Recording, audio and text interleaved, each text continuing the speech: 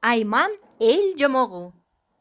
Баса, балдар, географияда Йемен өлкөсү бар экен билерсиңер. Арине, биздин ата-бабалар Йеменди Айман деп атап келишкен.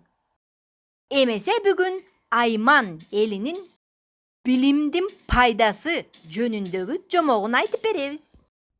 Айман падышасы буйрук чыгарат. Буйрук негизинде анын өлкөсүндө билимсиз адамдар болбош керек эле. Окуганды, жазганды билмек тургай, философиясы, элдин чечендик өнөрү, Кудай таануусу да башка өлкөлөрдүкүнөн артта калбоого тийиш болот. Уруулардын биринде Хамдан деген шейхтин уулу бар экен. Буйрук чыккан соң окуш керектигин түшүнөт ал. Атасы жөнөкөй, бирок элге кадырлуулардан экен. Өкүмдар менен уулуна сөз кайтара алмакпы. Окуса окусун дейт. Шаарга жөнөтөт, колунан келген көмөгүн көрсөтөт.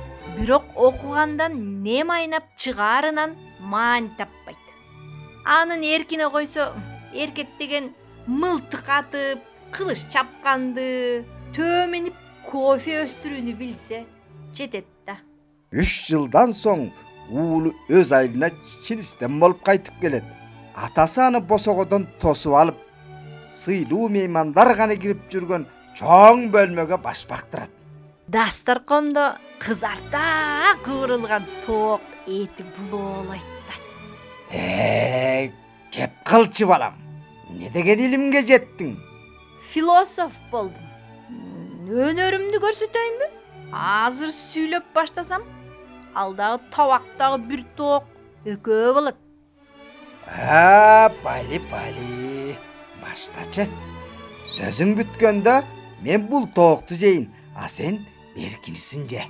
Деген экен атасы.